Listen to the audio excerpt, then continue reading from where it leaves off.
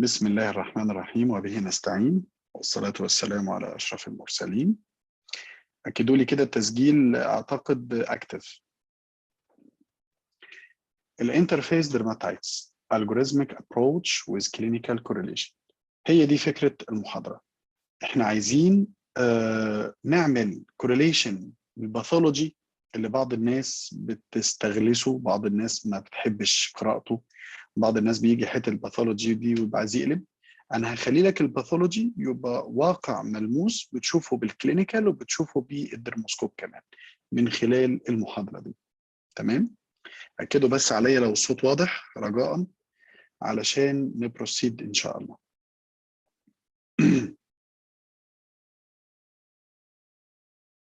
اتس اوكي. طيب، يعني ايه انترفيس dermatitis وايه الكلينيكال كورليشن اللي المفروض نبقى فاهمينه؟ So far this is our agenda. We will do definition and explanation of what's meant by interface dermatitis. We will explain related diseases and we will discuss some clinical cases. And we will make clinical and pathological correlation. تمام؟ صوت واضح يا جماعة؟ علشان في ناس بتشتكي ان الصوت فيه مشكلة.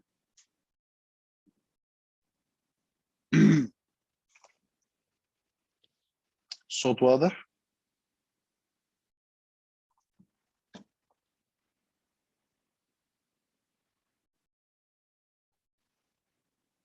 الشات كمان مش فعال ليه؟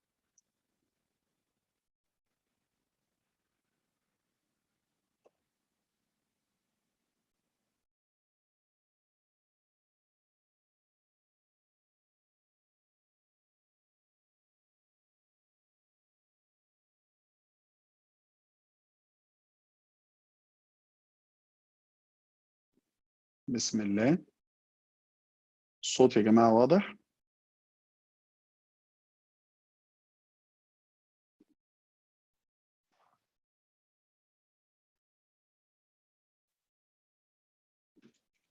الصوت واضح يا جماعة؟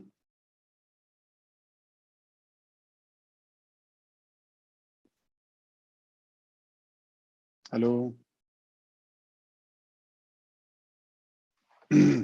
الو بيقطع.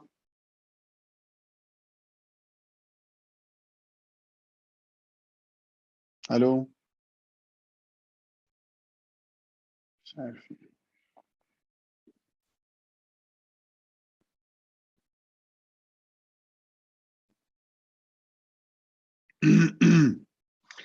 انا كده بشوف بس اعدادات الصوت لان اشارة الانترنت كويسة عندي يعني.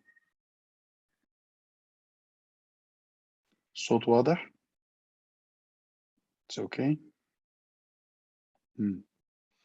طيب، احنا ماشي، احنا قلنا هنتكلم النهارده على الانترفيس dermatitis وهنحاول نعمل correlation مع الكلينيكال disorders وهنعمل explanation for such correlation with presentation of cases. طيب، it's umbrella term. Interface dermatitis means inflammation in the arena between the epidermis and dermis. علشان كده هو اسمه interface. طيب، يبقى في inflammation في المنطقة اللي بين الابيديرمس والديرمس، والانفلاميشن ده بيكون characteristic pathologically، والكاركترز بتاعة الانفلاميشن ده we will discuss after a while in pathology and we will try to correlate للclinical cases. فبالتالي انت ما تفتح كتاب الباثولوجي بتشوف ليكوفاكتيف ديجنريشن، بتشوف الفاكيولار ارتريشن، الهيدروبيك ديجنريشن، كلها سينونيمز، كلها توصيف لمعنى واحد والحقيقة واحدة، ان في انفلاميشن in this spot اللي هو الانترفيس dermatitis، وبيعمل ريفليكشن على البيزل سيل لاير بالديجنريشن ده اللي هو الليكوفاكتيف ديجنريشن، الفاكيولار او الهيدروبيك. طبعا اكرمان هو بدأ يعمل popularization للفاكيولار alteration as a term، لكن كلهم synonyms لبعض. طيب تيجي تفتح كتاب الباثولوجي يقول لك ايه؟ الانترفيس ديرماتايتس. بعض التكست بوكس تقول لك لا، اللايكينويد ديرماتايتس. وفي بعض الناس تقول لك الفاكيولر ديرماتايتس. طيب احنا عايزين نفصل الموضوع، ودايما بنقول ان الانترفيس ديرماتايتس ده الامبريلا تيرم، ده الترم الجنرال، الترم اللي بيأندرلاي سب ديفيجنز اللي هم تو مين كاتيجوريز، اللايكينويد والفاكيولر، زي ما هنشرح دلوقتي. امشي بس معايا واحده واحده. طيب يبقى انا دلوقتي بأصر على استخدام الانترفيس ديرماتايتس as a general umbrella term for this characteristic او this sort of inflammation اللي هو في الديرمو ابيديرمال جانكشن. طيب بص كده على الانيميشن ده. اللايكينويد باترن وهو نوع من انواع الانترفيس، معناه ان في باند لايك انفلتريت لايكن لايك يعني، فعشان كده اسمه لايكينويد. الباند لايك ده موجود في السوبرفيشال ديرمز بالمنظر ده، فعشان كده بنسميه لايكينويد باترن. ده بنشوفه في امراض معينه. لكن الفاكولر باترن معناه البيري فاسكولر، يعني تلاقي الانفلاميشن حوالين البلاد فيزلز، ايزر is it superficial blood vessels او superficial and deep. فالمنظر اللي على اليمين ده كله بنسميه الفاكيولر باترن. يعني ايه؟ يعني في فاكيوليشن او ليكوفاكتيف ديجنريشن في البيزل سيل لاير، بس الانفلاماتوري انفلتريت موجود حوالين البلاد فيزلز، ده بالباثولوجي. لكن لو في فاكيولر ارتريشن او ليكوفاكتيف ديجنريشن موجود في البيزل سيل لاير والانفلاميشن باند لايك، يبقى اسمه لايكينويد باترن. ده بالانيميشن، مفهومه كده؟ طيب حته الانترفيس ديرماتايتس ميد ايزي، ركز معايا في اللي هقول لحضرتك عليه ده. لو افترضنا ان ده الابيديرمس، وافترضنا ان ده الديرمس شكل كروكي يعني، وبنقول واتكلمنا على ان الانفلاميشن ده او this sort of inflammation with its characteristics، صح؟ قلنا الجمله دي ايه بقى الكاركترز بتاعه الانفلاميشن ده؟ اول حاجه الشبابيك البيضه دي اللي هي الفاكولر alteration في البيزل سيل لاير، او الليكوفاكتيف ديجنريشن اوف بيزل سيل لاير، او الهيدروبيك ديجنريشن اوف بيزل سيل لاير. هي كلها سينونيمز، كلها ريفليكشن للالتهاب اللي حصل ده. طب الالتهاب ده عمل ايه؟ عمل انفلاميشن قوي، خلى البيزل سيل لايرز تو بي بالوند، تتملي بالميه، فتبدا از اكزامينر تحت الفيلد تحت الميكروسكوب تلاقي الخلايا دي عباره عن شبابيك بيضاء او خلايا هيدروبيك او ممتلئه بالمنظر ده. تاني حاجه بنشوفها طبعا هو وجود الانفلاماتوري انفلتريت، الخلايا اللي انشات هذا الالتهاب اللي هي مينلي ليمفوسايتس، عشان كده عملناها بالنقط الزرقاء دي. يا تيجي باند لايك، فبالتالي وده مثل واضح وقوي زي اللايكن كده، يا تيجي فاكولر زي ما هنشرح دلوقتي، بس في انفلاماتوري انفلتريشن موجود مينلي في السوبرفيشال ديرمز. وبعدين الايفيدنس الثالث لوجود الانفلاميشن العنيف ده هو الخلايا الميته او الديد كيراتينوسايتس، اللي هي هتبقى structureless anucleated eosinophilic mass، عباره عن خليه عاديه خالص كيراتينوسايت وبدا يحصل لها ديث، فتبدا تعمل الخلايا الحمراء دي، يا تشوفها في الابيديرمس يا تقع وتشوفها في الديرمس، اللي احنا نسميها السيفات بودز او نسميها الديد كيراتينوسايتس او وات ايفر. بعد كده الابيديرمس ممكن يحصل له شرينكج، يحصل له اتروفي، او يحصل له هايبرتروفي، يعني يا ده يا ده. ممكن الديرمس نفسه يبدا يحصل فيه مور اند مور فاسكولاريزيشن، يبدا يحصل فيه ميوسين ديبوزيشن، يحصل فيه حتى سكليروزس، يبدا يحصل فيه حتى انكونتيننس للميلانوسايتس هنا، فتقع تحت بالميلانين بتاعها to be engulfed by ماكروفاجز وتعمل ميلانوفاجز. كل ده احنا بنسميها secondary changes of interface dermatitis. وبناء عليه الانترفيس dermatitis هم 3 حقائق فقط الليكوفاكتيف ديجنريشن في البيزل سيل لاير والبريزنس اوف انفلاماتوري انفلتريت in the upper dermis either band-like or perivascular او vacuolar. perivascular خلينا نقول perivascular، والثالث اللي هو السيفات بودز او كده. الابيديرمس بقى يحصل له شرينكج اتروفي، او يحصل له هايبرتروفي او هايبربليزيا او هايبربلاستيك رياكشن، او الدرمس يحصل فيه ميوسين ديبوزيشن، او يحصل فيه ميلانين انكونتيننس او whatever. كل ده secondary changes على حسب المرض ونوعيته. البيزل سيل لاير احنا قلنا، بص كده ركز معايا هنا مع السهم، شايفين الخلايا بالوند، الخلايا بقت شبابيك بيضة زي ما انا راسم لك في الانيميشن، وواضح جدا الفيرماتو الانفرتريت، الخلايا الزرقاء دي الموجوده في الابر ديرمز. فبنقول ان بيحصل يعني ان الخليه بتبدا تتنفخ بالميه فيحصل الهيدروبيك ديجنريشن. لو الموضوع ده زاد قوي ممكن يحصل بليستر او يحصل كليفتنج، او ان تلاقي المنطقه دي بدات يحصل فيها ايه كليفت او سب ابيديرمال بول. كل دي حاجات ممكن تحصل. طب بص على المنظر العجيب ده، شايف انت الفاكيولار ارتريشن وصل لمراحل انه ها خلاص فعلا هيبقى فيه كليفتنج بعد شويه في المنطقه دي. وايه البني اللي موجود ده؟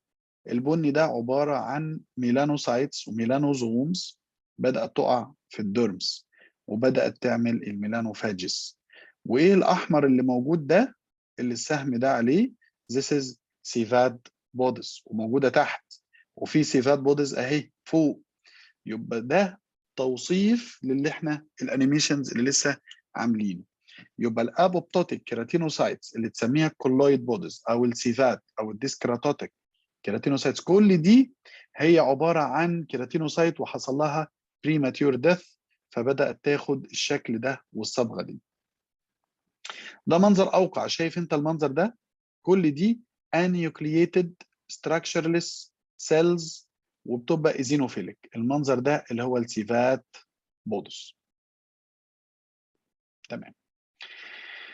بيبدا يحصل وبنشوفها في الباثولوجي كتير وفي كتب الباثولوجي، يقول لك obscuring of dermo-epidermal junction او clearing of dermo-epidermal junction. يعني تبدا تفقد الاحساس هو فين نهايه الابيديرمس وفين بدايه الديرمس. وده بسبب وجود البيزي ديرمس ده، البيزي انفلتريت اللي موجود، وخلاص بدا يعمل اوفرلاب على الابيديرمس، مش مكتفي بالديرمس بس. وجود الانفلاماتوري انفلتريت في المنطقه دي بالعربي كده يخلي في بليرنج ما بين الابيديرمس والديرمس. الابيديرمال تشينج بسبب الابيديرمس بدا يحصل له ايه؟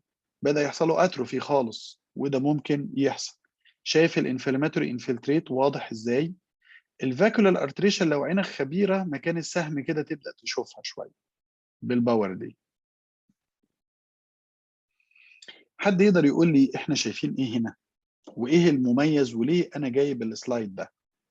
ايه الحاجه المميزه اللي اقدر اشوفها واقول الله ده يعني حاجه واضحه قوي؟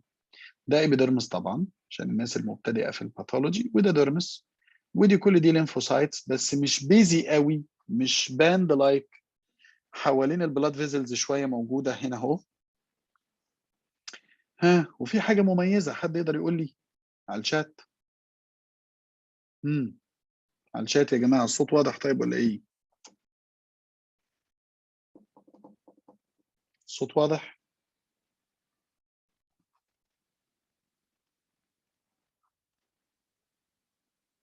يا جماعه الصوت مش واضح ولا حد يكتب على الشات؟ واضح. ما لسه ما تكتبش ليه؟ الناس صايمه. احنا بالليل يا جماعه. طيب حد يقدر يقول لي احنا nobody knows، محدش عارف. طيب بصوا بقى شايفين السهم ده اللي انا ماشي عليه؟ ده البيزمنت ممبرين او البيزال لامينا of the epidermis and it seems to be thicker. يعني ده thick basement membrane، تسمعوها كتير في الباثولوجي. الثيك بيزمنت ممبرين ده مميز لايه؟ ودي حاجه من السكندري تشينجز اللي ممكن نشوفها في الانترفيس ديرماتيتس، مميزه لللوبس، صح؟ طيب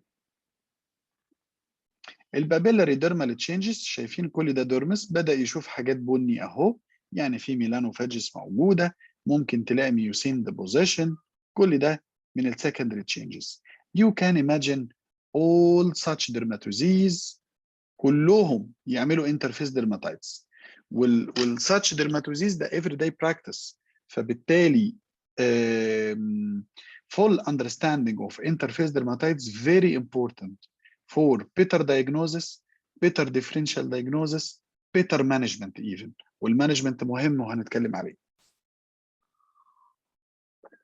such dermatoses شايفين كده ممكن نعمل sub classification into lichenoid interface dermatitis او vacuolar interface dermatitis، وده according للدنسity of inflammatory infiltrate في الupper dermis. فبالتالي if we have dense inflammation في الupper dermis like that, band like Blair dermoepidermal junction, Blair even vacuolar artration اللي بيحصل في البيزل سيلير، يبقى ده لايكينويد subset، وده على رأسهم اللايكن بلانس طبعا، واللايكن نيتيدس والستريتس والمجموعة دي.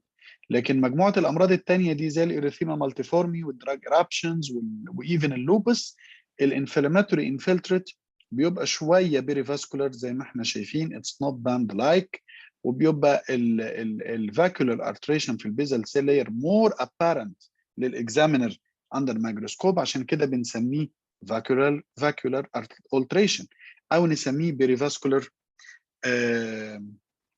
انترفيس ديرماتايتس.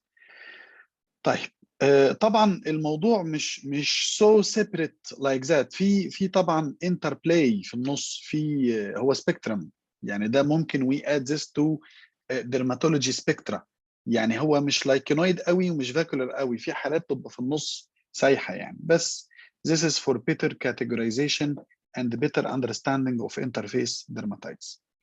نيجي بقى للcorrelation in cases. We will start our cases. This is case number 1. This young man come to my clinic with pruritic papules and plaques موجودة mainly في extensors for the past 6 months, let's say.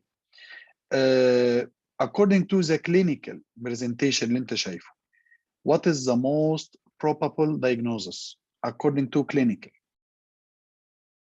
And what's your next step in examination? دكتور مصطفى جلال وسارة جمال وعلاء جاسمين ونوسة طاهر وكل الناس تقول لك ايه lichen planus. طيب if I put my dermoscopy you will assure the diagnosis or you will reject the diagnosis بالمنظر الدرموسكوب ده. شور ليه؟ شايفين ايه في الدرموسكوبي؟ ايه ده؟ ايه الحاجات البيضة دي؟ دي ويك هامستراي صح؟ باينه قوي، موجوده هنا يمكن شويه في السنتر، وموجوده في البريفري، موجوده هنا اكتر في البريفري، وموجود كمان في فاسكولار دوتس، وفي ديفيوز بيجمنتيشن في الباك جراوند في الموقع الاولاني ده. فبالتالي we agree it's lichen planus by dermoscopy. طب ايه الريفليكشن ما بين الدرموسكوبي والباثولوجي؟ احنا قلنا في الويك هامسترايا ده الجولد ستاندرد كاركتر او فايندنج في الدرموسكوبي بتاع اللايكن ده بيكورليت لايه في الباثولوجي؟ بيكورليت للفي شيبد هايبر جرانيولوزس. احنا قلنا من ضمن الابيديرمال تشينجز، السكندري ابيديرمال تشينجز اللي ممكن تحصل في الابيديرمس هو الهايبر بلاستيك رياكشن، واحد من ضمنها الفي شيب هايبر جرانيولوزس. فيقال ان ده انكريز في الجرانيولار سيل لاير في الابيديرمس، ده one of theories. لكن في other theories بتقول ان هي بترفلكت مع الفوكال انكريز في الابيديرمال اكتيفيتي او lack of dermal vessels في الاريا دي، يعني الحته في الابيديرم في الدرمس تحت اللي تحت الفاكولر عفوا الفي شيب هايبر جرانيولوزس بتلاك شويه الفاسكولاريتي. anyhow ده الريفليكشن بتاع الدرموسكوب للباثولوجي. بص على المنظر ده. Can you understand the pathological changes في الفيلد ده؟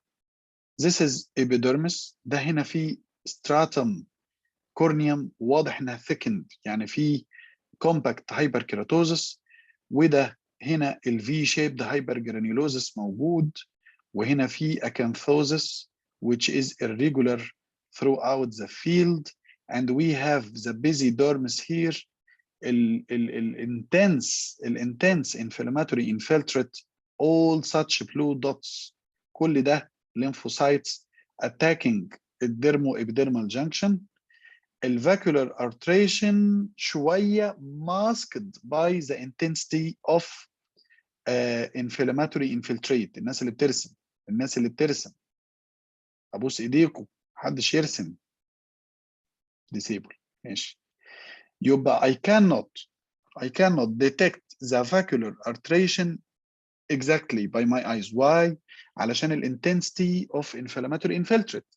لو ال inflammatory infiltrate ده subsided شوية I can see the vacuolar artration. فهو هنا masked by. لكن I can see ايه بقى؟ شايفين this eosinophilic masses and dots which is here هنا دي سيفات bodies. طب شايفين such brown cells، brownish cells دي الميلانوفاجز اللي موجودة. طيب يبقى ده lichen planus بس شوية low power. لو عملنا فوكس بالهاي باور زي ما شفنا ممكن نشوف كل حاجة على حدة. دي another case. الدرموسكوبي واضح فيها الويك هامسترايا، واضح الديفيوز براونش بيجمنتيشن والبراون سبوتس اللي هي بتكورليت مع الميلانين انكونتيننس. على فكرة الدرموسكوبيك pictures of lichen have diversity، مش حاجة واحدة. الويك هامسترايا موجودة، لكن البيجمنتيشن والفاسكولار ماركينجز والبيجمنتري ماركينجز في اللايكن differ according to the clinical type of lichen. لان اللايكن كلينيكالي اصلا في دايفرستي غير عاديه، في اللايكن الكلاسيك وفي الانفيرس وفي الهايبرتروفيك وحدوته كبيره. فبالتالي الويك هامستراي هنا باينه قوي، الديفيوز بيجمنتيشن في الباك جراوند، ممكن تلاقي الفاسكولار ماركينجز هنا موجوده علشان هي دي اللي بتجيب البلاد فيزلز بتدايليت وبتعمل ريكروتمنت للانفلاماتوري سيلز. فده الدرموسكوبيك ريفليكشن.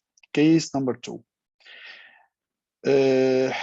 26 years old male presented with multiple erythematous to dusky erythematous macules and plaques في الفيس for the past 8 months. بالكلينيكال كده، بالكلينيكال inspection what is the most prominent differential diagnosis in your head؟ دكتورة هاجر بتقول لك الدي ال اي. upon dermoscopy, this is the dermoscopy of such case.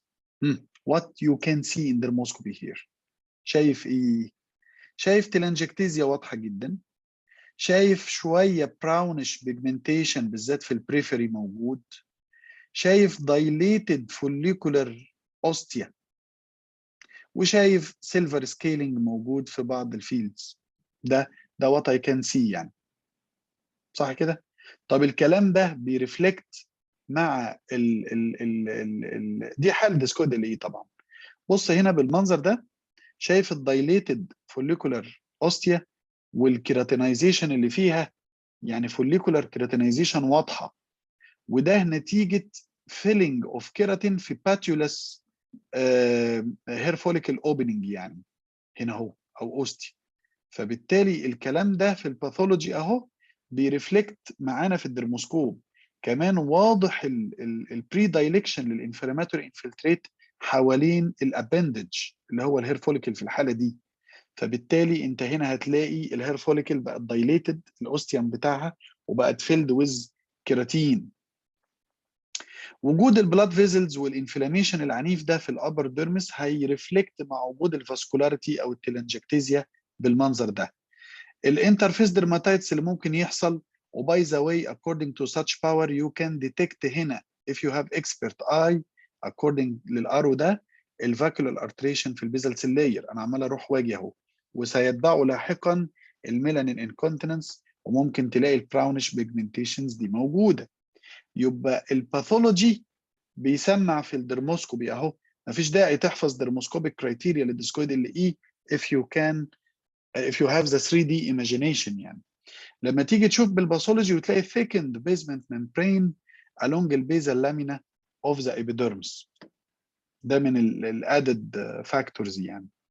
هنا شايف الحاجات البني دي البراونش كل دي ميلانوفيجز which engulf الميلانوزومز dropped من الديرمس. هنا واضح الفاكولار ارتريشن موجود في البيزل سيلير، واضح الليمفوسايتس موجوده.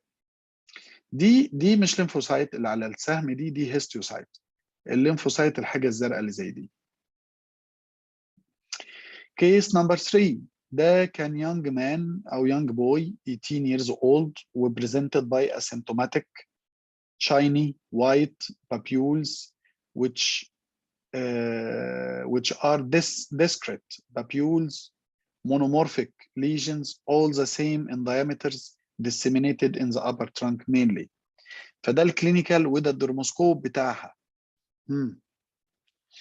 Lichenitis. I have presented such case before. دي lichenitis. وبالدرموسكوبي باين قوي الديسكريت monomorphic shiny white papules by polarized light. بس انت هنا في النص بتشوف brownish shadows if you have good eyes يعني بالدرموسكوبي. هنا البراونش شادوز دي بترفلكت مع الباثولوجي. خلي بالك في هنا اللي هو البول ان كلو او البول ان كلاتش، عفوا البول ان كلاتش ابييرنس اللي هو الاكستنشن اوف ريتي ريدجز، وفي النص في بول اوف انفلاميشن موجوده. فبالتالي بتلاقي البابيول ديسكريت بالكلينيكال، كل بابيولايه بعيده عن الثانيه. presence of such inflammation في الابر ديرمز هيرفلكت شويه على البراونش indentation او البراونش shadows inside such shiny papules. تمام. فده البول اند كلاتش. تمام. appearance اللي بيظهر في الباثولوجي بتاع اللايكنيتيدس واللي بينعكس على الكلينيكال واللي بينعكس على الباثولوجي. كيس نمبر 4 دي كانت like 56 years old female as I remember presented by diffuse erythema في المالر area وديفيوز erythema في الابر باك، وإريثيما هوت في الاي براوز شويه موجوده وبدات تسحب على السنتر اوف ذا فيس. وموجود هنا very characteristic clinical finding اللي هو what's called Gottron papules، وكمان very characteristic dermoscopic finding of periungual telangiectasia. علشان كده الحاله ديت كلينيكال كده لو عرضناها بالسيكونس ده هتقول ان دي حاله dermatomyositis. الباثولوجي of dermatomyositis does not differ greatly من اللوبس. برضو you will find vacuolar alteration في البيزل cell layer as you can see. You will find superficial dermal inflammatory infiltrate. You will find بقى dilated blood vessels علشان تمشي كلينيكالي مع التلانجكتيزيا، وممكن ال other clinical findings. Case number 5. Targetoid lesion which has 2 zones. dusky red inside وفيدنج erythema من الاوتسايد وجايه في يعني one location او few loci يعني. Clinically this is fixed drug eruption. الانترفيس dermatitis of fixed drug eruption في characteristic finding. اول حاجه هو offensive inflammatory infiltrate till the degree you will find a lot of سيفات bodies. بص بقى على كم السيفات هنا، شايف الحاجات الحمراء قوي دي، شايف الحاجات الحمراء دي سيفات ودي ايزينوفيلز. يعني في جزء منها سيفات وفي جزء بالهاي باور. لو ركزت زي ده على السهم دي لو في هاي باور عليها this is eosinophil. يبقى presence of eosinophils in the inflammatory infiltrate, presence of excess سيفات bodies ده على طول بيكورليت ان ده في drug element. فكلينيكالي يا either this is drug eruption يا either lichenoid drug eruption. يبقى انت كده بتكورليت الباثولوجي what you see in the pathology in the clinic. Thank you for the technical support for such lecture. Thank you دكتور مارينا. دكتور مارينا هي اللي عامله our outfit today for this nice lecture. Thank you. فبالتالي احنا كده بدأنا نفهم كويس يعني ايه انترفيس dermatitis، ايه البرايمري تشينجز، ايه السكندري تشينجز، بالانيميشنز عملناها، بفريكوينت باثولوجيكال سلايدز عرضنا، حاولنا نرفلكت what is in the pathology, what is in dermoscopy, what is clinically, correlate all together in your mind. Good dermatologists act like this: 3D imagination of pathology, dermoscopy, clinical. علشان البعد الرابع the 4D will be in the treatment. يعني شور لو احنا عندنا انترفيس dermatitis يبقى احنا اكيد بنستخدم الانتي انفلاماتوري دراجز. ايزر انت هتدي ستيرويدز، ايزر هتدي ستيرويد سبيرنج ايجنت، ايزر هتدي انتي مالاريالز، كلها انتي انفلاماتوري. ما انت فاهم ان الامراض دي بتعمل انترفيس dermatitis، وبالتالي لو حصل بيجمنتيشن منها كمان علاجه بيبقى صعب شويه، علشان دي ميلانوفيجس موجوده في الديرمس، فمحتاج انت يعني حاجه شويه عنيفه عشان توصل للديرمس. ايزر نقول ميديوم ديبث بيلينج، ولا ميديوم ديبث فراكشنيتد ليزرز، ولا تعمل راديو فريكونسي، ولا تشوف هتعمل ايه. فبالتالي فهمك حتى للباثولوجي والريفلكت in the treatment later. بشكركم شكرا جزيلا على الحضور في النهارده. sorry for the delay, sorry for the weakness of internet. اشوفكم الاثنين الجاي على خير ان شاء الله. اي حاجه تابعونا على جروب التليجرام، وخلوا فيه دايما انتر اكشن في الكلينيكال كيسز اللي على التليجرام. شكرا جزيلا، اشوفكم الاثنين الجاي على خير، والسلام عليكم ورحمه الله.